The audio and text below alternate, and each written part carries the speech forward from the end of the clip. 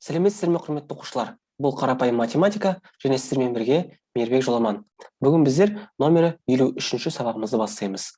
Шеңбер, дөңгелек және олардың элементтері. Ерте заманда уақытты қалай өлшеген? Сен шеңбердің не екенін білетін боласың. Шеңбер сызуды үйренесің. Бірінші есеп. Адамдар уақытты өлшеуді өте ерте замандарда үйренді. А нұсқасы. Суретте ертедегі су және күн сағаттары бейнеленген. Олардың қазіргі сағаттарымен қандай ұқсастығын байқауға болады? Пішіні қандай? Пішіні олардың дөңгелек пішінде, Жақсы. Шеңбер ол дөңгелектің шекарасы.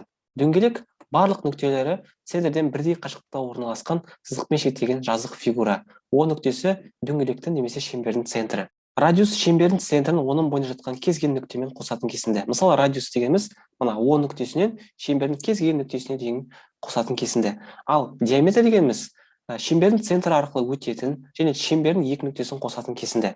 Ол мінекей, шеңбердің центрі арқылы өтеді және шеңбердің екі нүктесін қосады мінекей. А нүктесі және Б нүктесі. Мінекей, осыны біз диаметр деп атаймыз, ал радиус дегеніміз осы диаметрдің жартысы деп айтуға болады. Екінші есеп. Сызбаларға қарап сұрақтарға жауап бер. А нұсқасы. Қай сызбада шеңбердің центрі ортақ? Осы шеңберлердің радиусының ұзындығы бірдей ме? Мысалы, шеңбердің центрлері ортақ болады. Мына үшінші суретке назар аударамыз. Бұл жерде екі шеңбер берілген, олардың центрі бір нүктеде көрсетілген. Көрдіңіздер ме? Басқа суреттерде центрлері әртүрлі. Мысалы, мына нүктеде тұр, тағы бір нүктесі бар дегендей. Олардың центрлері әртүрлі жерде орналасқан. Ал үшінші есепте екі шеңбердің центрі бір жерде орналасқан. Сондықтан ол тек қана А нұсқасына тек қана мына үшінші сурет сәйкес келеді. Келесі. А нұсқасы қай сызбада шеңберлердің радиусы ортақ және радиустарының ұзындығы әртүрлі. Дәл осылай мына жерде үшінші сызбаға қарайтын болсақ, радиустары ортақ, себебі деген бір центрден басталады және олардың радиустары әртүрлі. Бізде кішкентай шеңбер бар және үлкен шеңбер бар. Кішкентай шеңбер мен үлкен шеңбердің радиустары әртүрлі болады. Бұл нұсқасы екі әртүрлі шеңбердің центрлері ортақ және радиустары бірдей бола ма? Қараңыздар, екі әртүрлі шеңбер деп айтып тұр. Егер ол екі әртүрлі шеңбер болатын болса, оның радиустары қалай бірдей болады? Ол мүмкін емес. Сондықтан болмайды деп жазамыз. Бұл нұсқасы қай суретте шеңберлердің центрі ортақ емес және радиустарының ұзындығы бірдей? Мысалы, төртінші және бесінші суреттерде бұл жерде центрлері ортақ емес, яғни бір центр, екінші центрі, бірінші центр, екінші центрі, центрлері ортақ емес және радиустарының ұзындықтары бірдей. Мінекей. Ұзындық қандай болса, екіншісінде радиусының ұзындығы дәл осындай. Келесі, мысалы, келесі шеңбердің радиусының ұзындығы дәл осындай. Олай болса, олардың центрлері ортақ емес, бірақ радиустарының ұзындықтары бірдей. Ол төртінші және бесінші суреттер. Енді Г нұсқасы. Қай суретте шеңберлердің центрі ортақ емес және радиустарының ұзындығы әртүрлі? Мысалы, төртінші және бесінші суреттерде радиустары бірдей болған болатын, ал мына бірінші және екінші суретте радиустары әртүрлі. Мысалы, бізде үлкен шеңбер бар мінекей. Оның радиусы үлкен болады, ал кішкентай шеңбердің радиусы кішкентай болады. Жақсы, бізде мына жерде екі шеңбер берілген, бірі үлкен, бірі кішкентай. Сондықтан да олардың радиустарының ұзындықтары да әртүрлі болады. Үшінші есеп. Берілген радиустағы шеңберді салу реті. Біз үшінші есепті шығару арқылы, яғни бұл жерде біздер шеңберді қалай салу керек екенін, циркульдің көмегімен қалай салу керек екенін үйренетін боламыз. Қараңыздар, бізде біріншісі циркульдің инесін нөлге қоямыз, ал циркульдің карандашы бар ұшын сызғыштың бөлігіне қой. Мысалы, 3 см. Инесін нөлге қойдықта, ал бізге 3 см болатын болса, онда карандашымызды 3-ке қоямыз. Енді екінші, осы өлшеммен циркульді дәптерге қоямыз. Радиусымыз 3 см, оны бізде өлшедік. Циркульдің қарындашы бар ұшын дәптердің бетімен мұқият айналдырамыз мінекей. Осылай бастаймыз да, толық бір рет айналдырып шығамыз. Төртінші есеп, А нұсқасы. Дәптеріне циркульдің көмегімен радиусы 2 см, 3 см, 1 см болатын шеңберсіз. Мінекей, центр О нүктесі болатын қылып, радиусы 2 см болатын шеңбер саламыз. Мінекей, радиусы 2 см. Келесі, радиусы 3 см болатын шеңбер саламыз және радиусы 1 см болатын шеңбер саламыз. А нұсқасы. Әр шеңбердің диаметрін өлше. Шеңбердің радиусы оның диаметрінен қанша есе кіші болатындығын анықта. Қандай қорытынды шығаруға болады? Бізде шеңбердің радиусы оның диаметрінен 2 есе кіші болады.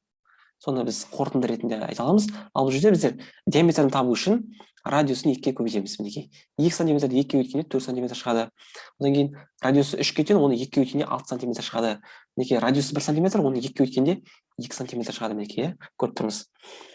Бесінші есеп. есептерді шығар. А нұсқасы: адам тәуліктің 1/3 бөлігінде ұйықтайды, ал қалған уақытында ояу болады. Адам қанша уақыт ұйықтайды, қанша уақыт ояу болады? Бір тәулікте 24 сағат бар, ұйықтайды белгісіз, бірақ осы 24 сағаттың 1/3 бөлігінде. Ал ояу болады белгісіз, ол қалған уақыты. 24-ті 3-ке бөлеміз, ол бізде 8 сағат шығады, яғни адам 8 сағат ұйықтайды. Қанша сағат ояу болатынын табу керек. Ол үшін барлық уақытынан ұйықтайтын уақытын азайтамыз, сонда бізде 16 сағат шығады. Олай болса жауабы: адам 8 сағат ұйықтайды, 16 сағат ояу болады. А нұсқасы: бөшкеден 8 литр су алынды. Ол бөшкедегі барлық судың 1/4 бөлігін құрайды. Бөшкеде қанша литр су болған? Барлық судың 1/4 бөлігі 8 литр, бір бөшкеде қанша литр су бар? Ол үшін 8-ді 4-ке көбейтеміз, ол бізде бөлігі бойынша санын табу, жауабы 32 литр болады. Жауабы: бөшкеде 32 литр су болған. 6-шы есепте тексеруді орында. 415-ке 37-ні қосқанда 452 болады. 452-ден 37-ні азайтқанда 415 шығады. Келесі: 552-ге 379-ді қосқанда 931 болады. 931-ден 379 азайтқанда 552 шығады. Келесі: 505-тен 317 азайтқанда 188 шығады. 317-ге 188-ді қосқанда 505 шығады. 325-тен 197 азайтқанда 128 шығады. 197-ге 128-ді қосқанда 325 шығады. 689-ға 309-ды қосқанда 998 шығады. 998-ден 309 азайтқанда 689 шығады. 1000-нан 654 азайтқанда 346 шығады. 654-ке 346-ны қосқанда 1000 шығады. 713-тен 237-ні азайтқанда 476 шығады. 237-ге 476-ны қосқанда 713 шығады. 546-ға 454 қосқанда 1000 шығады. 1000-нан 454 азайтқанда 546 шығады. 7-ші есеп: салыстыр. 90 минут артық 1 секундтан. 2 сағат 20 минутқа тең болады. 9 ай 1 жылдан кем болады. 1 жыл 12 айға тең болады. 2 сағат 15 минут 150 минуттан кем болады. 50 минут 1 сағаттан кем болады. 1 сағат 30 минут 3 сағаттан кем болады. 1 сағат 20 минут 2 сағаттан кем болады. 1 сағат 1 минут 11 минуттан артық болады. 8-ші есеп: барлық дөңгелектің өлшемі бірдей. Дөңгелектердің диаметрі мен радиусын тап. Қараңыздар, бұл бізде толықтай 4 сантиметрге тең болып тұр, мінекей, ұзындығы. Ал оның жартысы болатын болса, мінекей, жартысы мінекей, иә? Осылай алатын болсақ, ол бізде 2 сантиметрге тең болады. Ол үшін 4-те 2-ке бөлу керек. Диаметрін табу үшін біздер 4-те 2-ке бөлеміз, сонда бізде диаметрі 2 сантиметр шығады. Ал радиусын табу үшін, радиус дегеніміз ол диаметрдің жартысы. Сондықтан диаметр бізде 2 сантиметрге тең, оны біз 2-ге бөлеміз, себебі радиус ол диаметрдің жартысы. Сондықтан 2 сантиметрді 2-ге бөлгенде 1 сантиметр шығады. Олай болса, диаметрі 2 сантиметрге тең, ал радиусы 1 сантиметрге тең. 9-шы есеп: Тоғжан, Балжан, Маржан, Айша және Айжан қағаздан түрлі фигуралар қиды. Біреуі жолды дәптер парағынан қиды. Енді біреуі шаршыны торкөзді парақтан, біреуі жолды дәптер парағынан қиып алды. Ал біреуі ақ қағаздан жалау қиды. Айша мен Балжан дөңгелек қиды. Айша мен Тоғжан торкөзді қағаздан қиды. Тоғжан мен Маржан шаршы қиды. Сонда кім не қиды? Мінекей біздер Тоғжан, Балжан, Маржан, Айша, Айжан деп жазып қойдық. Енді бізде дөңгелекті торкөзді қағаздан, дөңгелекті жолды дәптерден қиған екен, шаршыны торкөзді парақтан, шаршыны жолды дәптерден қиған және ақ қағаздан жалау қиған екен. Енді кімнің не қиғанын табуымыз керек. Оны табу үшін мына қараңыздар. Мысалы қараңыздар, Айша ол дөңгелек қиған дейді. Ал мына жерде Айша торкөзді қағаздан қиды дейді. Олай болса, Айша мінекей дөңгелек қиды, мінекей тапқанымыздай, және ол торкөзді қағаздан қиды, иә? Біз Айшаны таптық. Енді бізде тағы да қайталап тұрамыз, мысалы Тоғжан бар. Тоғжан деген ол торкөзді қағаздан қиды. Мінекей. Тоғжан қайда? Мінекей.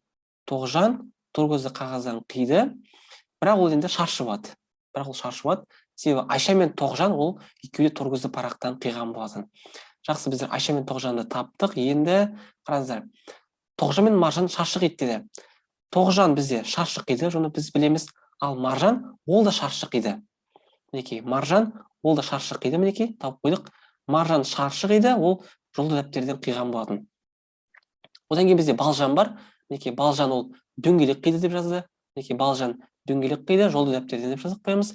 Енді бізде қалатыны Айжан ол ақ қағаздан жол оқитын болып шығады. Мінекей жауабын жаздық. Осымен құрметті оқушылар, біздер бүгінгі сабағымызды аяқтаймыз. Сіздермен бірге болған Мейірбек Жоламан. Келесі сабақта кездескенше.